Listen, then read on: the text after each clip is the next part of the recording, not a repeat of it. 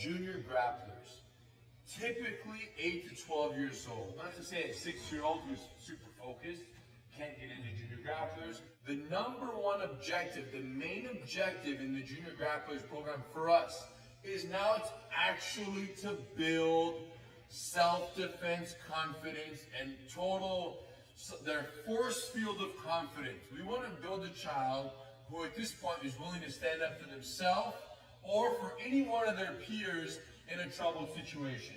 That's our goal, our objective as a school in the junior grapplers phase. The biggest challenge at this phase is keeping the child's interests in jiu-jitsu. Keeping them to where like they're super excited to come and they really like going, okay? And why kids quit at this phase? They don't live up to their parents' expectations. Yes, they don't live up to the parents' expectations. The parents ruin it at this phase because they want the kid to be so good at X technique that Jordan's teaching in a class that they want to correct it. They want to say, no, don't do this, Johnny, do that. No, don't do this, do that. No, when they go home, listen, you should have done this in class today. Why were you doing this? Why were you doing that? He doesn't tell them why they do this. Take them all the way. I mentioned it earlier that the child is an extension of the parent. So when you put your child in a class and you see techniques being taught, you see a nice escape or a nice arm lock or a takedown, you see some kids doing it, and then you look and there's your child not doing it, or not as nice, or just not even practicing it. Your immediate response is, hey, you need to focus, or hey, when you do it, you need to hold the legs tighter, or do this. Parents want to always give their 2 cents because they want their kid to look better and do better because that means that they're a better parent. But that's not the case. If the kid is a little bit off track, that's okay. Leave it to the instructor.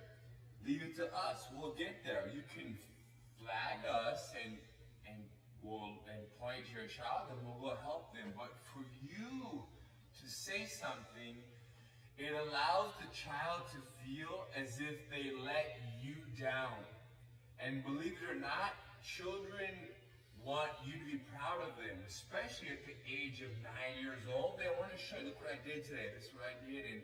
And they're doing jiu-jitsu partly, and they like you watching the class. But that's only if you watch and you simply enjoy watching them, whether they do the move 10% right or 100% right. Yeah, it should always just be praised no matter what. The fact that they just make it to the class should be good enough for you. As soon as you start to tell the kid, hey, you should have done this or that better, that's when they start to kind of shy away from wanting to come to jiu-jitsu. Because they associate jiu-jitsu with a window or an opportunity to disappoint their parents. And if the association that they create is jiu-jitsu equals disappoint my parents, how excited are they going to become to come to class? Not at all. The only thing you have to say to your child after every class, no matter how good or how bad you think they did, is, I really enjoyed watching you practice jiu-jitsu today. That's it. That's it.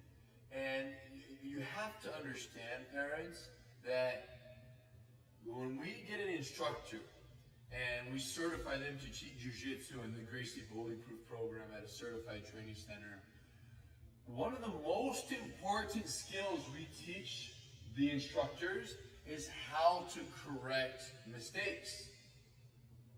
It's huge, because how you deal with the mistakes determines how excited the kid is to try the next time around. And the idea is simple. When a child goes in and does the move 60% correct, that's 40% wrong, let's just say. You have a choice. 60% was done right, 40% missing.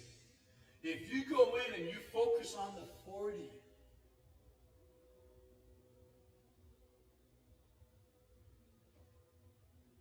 we call that pole teaching, where you focus on what they're doing wrong, hoping that it will get smaller and smaller over time.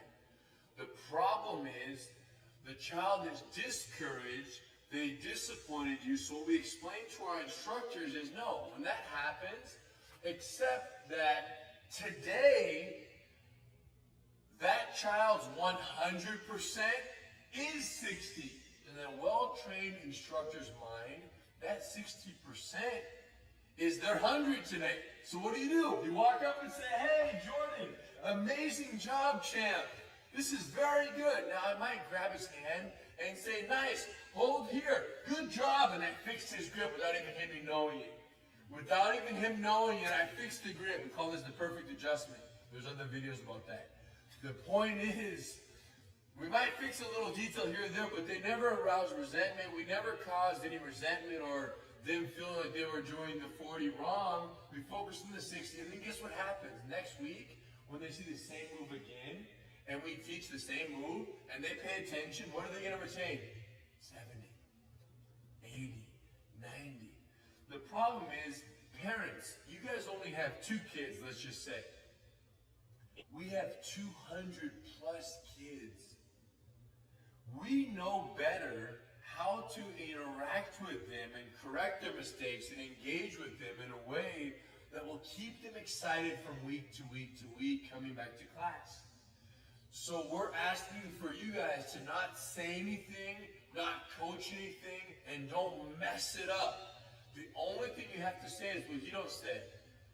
Praise for them for coming to class. Tell them how much you love watching them, and just ask them if they had fun. That's it. Don't try to be the coach. You're not the coach. You're the parent. We're the coach. And as parents, think about this. You yourselves, when you were kids and you were growing up, I'm sure you had somebody telling you what you could have done better. Whether it was at school or in any sport, how you could have ran faster when you played soccer, you played basketball, you should have been more to the outside. Who knows what you were told on how you could have done things better. And let's change things. Let's be the change right now, and no longer, not that we can't give constructive, but that's not the parent's role. That's the coach's teacher. Let the coach do that and the teacher. So as the parent, step out. And if you had a parent do that to you, don't be the same parent. And let's change things because, kids are going through so much at the age of 8 years old with school and after school activities. There's a lot of pressures in an 8-year-old's life. For them to have pressure in the 1 hour of jiu-jitsu from the parent, which is their one safe haven, right? Yes. Is too much. It's overloaded and unnecessary. It should be their one moment, their 1 hour that they don't have anybody telling them they did anything wrong. They should only be feeling good and only building confidence on the mat. Yeah, 100%. So don't coach them at the academy. Don't coach your child when they go home in the car telling them what they should have done different. Now, that's what you guys need to do. From the academy's perspective, what we need to do to build that unshakable confidence, and more importantly, to overcome the challenge of keeping them interested, what we've kind of cracked the code on is kids at this age need to learn techniques and concepts that are immediately applicable in real life, okay? It does us, we found, no good to teach them some random technique that isn't immediately and in the child's brain useful for tomorrow if they were to get attacked or assaulted or confronted by a bully. So for example, dealing with some of the stresses in their outside world. Yeah. keep going. All right. So one thing, for example, that we're doing a lot of lately is, and it's been very successful, is teaching kids how to deal with the different verbal altercations and verbal harassment and verbal bullying that takes place every single day at school. What percentage of bullying takes place in the physical form where they actually beat each other up? It's mostly just the bully making fun of the kid. Making And fun. then the kid doesn't know how to respond to it, and then they keep getting bullied. They keep getting bullied forever. So we've been huge on saying, wait a minute, there's a level way before the physical aspect. And what's crazy is the most recent incident was a kid named Ignacio in our bully-proof class came in and like right before class, I was like, Henner, 8-year-old kid, and was like, Henner, there was a kid and his name was Andrew and Marco, and they were making fun of my friend Ethan. They were calling Ethan weak, and we role-played this exact situation the week prior, and we say, hey, when someone's making fun of someone else, walk up to them, put your hands on their biceps like this, like, hey man, leave the kid alone, you didn't do anything wrong. We teach them how to block the biceps and verbally assert themselves to the child. So he said, Henner, I went up and Andrew was making fun of Ethan with his friend Marco, and I walked up and I grabbed him and I said, hold on. When he started talking like that, I got down on my knees so I'd be the same height as Andrew, because Ignacio was like this tall. I said, show me exactly what you did. He's like, well, I grabbed him like this on the arms, and then I told him to stop making fun of Ethan. And I said, what happened? He said, well, when I said that, Andrew apologized. Said, I'm sorry. And I said, did he stop? He said, yes, he stopped. How did you feel, Ignacio, after you did that? I felt very good. How did the Ethan feel, the kid who was getting bullied? He was very happy. I said, Ignacio, do you mind if we go to the class right now? This is before the class. I said, do you mind if we go teach the whole class exactly what you just did? And then we showed them. And how excited were the other kids to like, yeah, Ignacio, and to learn that it actually went down like that. So the point is, it's on the academy, the institution's role and responsibility to teach a curriculum that is so immediately applicable for the kids at this age that they come to class every, Monday, Wednesday, and Saturday thinking, this is my life preparation day. I'm going to go to class right now. I'm going to freaking be ready for whatever comes my way tomorrow. And we do a ton of verbal role-playing. We certify our academies to do all kinds of situations in terms of, someone walks up and says, hey, take this rock and throw it at that window or else you're not my friend anymore. How does a kid respond to that? Or, hey, if you're friends with Hito, you're not my friend anymore.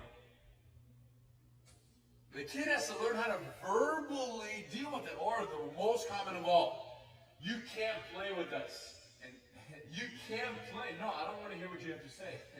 I don't care. You can't play with us. You don't understand. No, listen. This is our team we're playing. You can't play.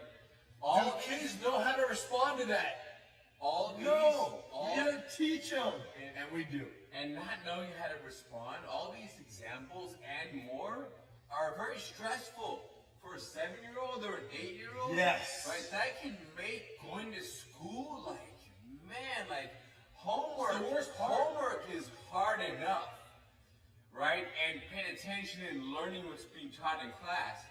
Plus, you have to do all this extraness on the outside. You can't afford not to prepare for Kid these things. has to know that. So we understand as the academy our responsibility in making the classes extremely real life applicable for your child every single day they come to class. And this is so important that how many times have you had parents tell you that my child is now getting better grades since they started doing jiu-jitsu?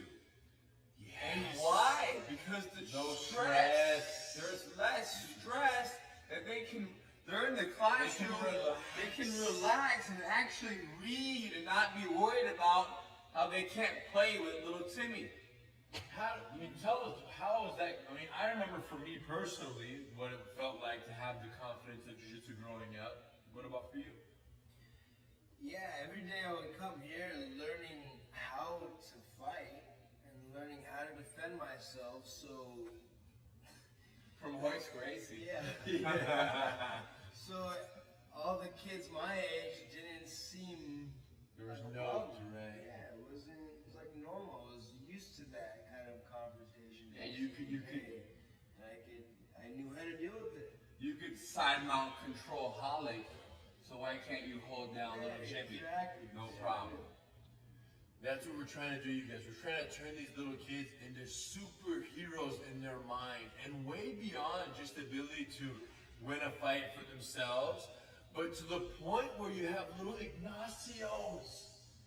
Think about that. The only thing greater than standing up for yourself is standing up for someone else who does not know how to stand up for themselves.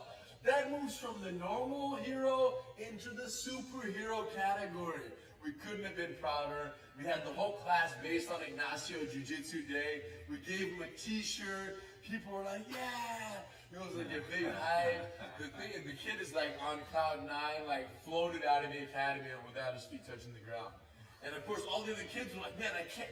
What did all the other kids say at the end of that class in their heads? Did they want to get bullied so they could? Yes, they can't wait to go save some other kid so they could have their own Ignacio Jiu-Jitsu days. Everyone was hyped up, you guys. It was the best.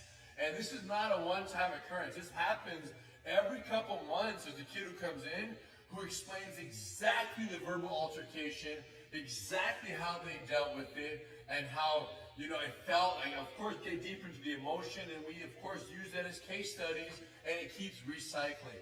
But if the kid just shows up to class every single day, okay, guys, let's go start from the guard, let's do some arm locks. Okay, guys, the problem is there's too big of a gap between what they experience at school every day and what they're practicing at the academy.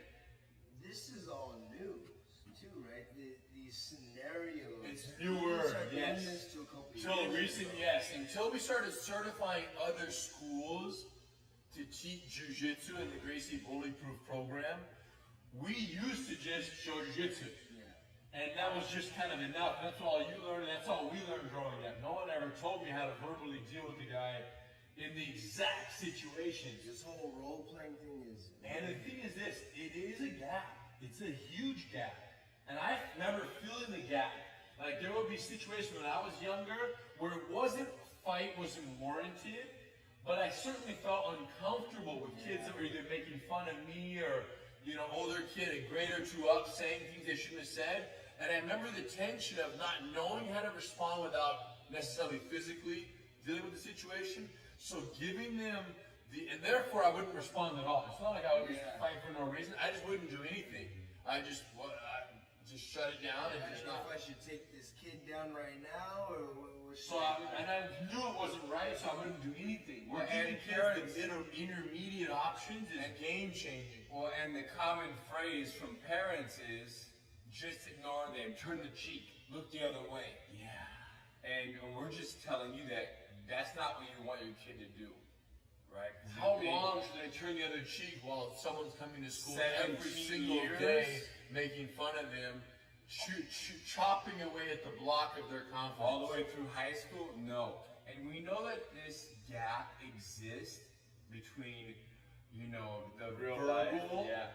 I'm talking about between the actual fight on the ground and the little verbal, insult and bullying, because it exists amongst adults. Yes. Right? If someone comes up to myself or Jordan or Hannah in the street, there's a 99% chance that they only want to be verbal.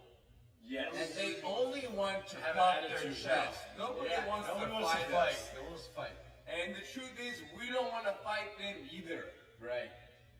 But we will jiu-jitsu verbal fight them. And that's what adults and kids alike both have to know how to do, and we teach it very well. Cool. So once again, like the little champs were, the need for the academy to make it super playful is the responsibility of the school, and it boils down to finding a qualified school to make that available to your child. The same thing goes for junior grapplers in that middle age group, where a school needs to know how to teach your child in a way that is immediately applicable to their everyday life and to their, the kid has to make a connection. What I'm learning today, I can use tomorrow. And as long as they feel that, they feel like they're going to their superhero training class every Monday, Wednesday, Saturday, and they're going to keep coming. They're going to love it. They're going to be excited about it. When we talked about why kids quit at this age, you mess it up. You try to be a coach and you're not certified to do so. Just try not talking for a whole year about anything positive or negative. Only thing you have to say is, thanks for doing class today. It was great watching you. That's it. I love watching you do class. Try doing that for a year and let us know how it works. Boom. 最後までビデオ見てくれてありがとうございました。グレイス柔術チャンネルでは柔術で強くなる秘密解説した電子ブックをプレゼントしています。グレイシー柔術をやってみたい人向けにグレイシー柔術検定や10日間の無料体験レッスンやっていますので、概要欄からぜひチェックしてみてください。動画の配信を見逃したくない人はチャンネル登録とその横のベルマークをクリックしてください。もしこのビデオちょっとでもためになったと思ってくれてる方はコメント欄に感想、いいねボタンよろしくお願いします。また次のビデオで会いましょう。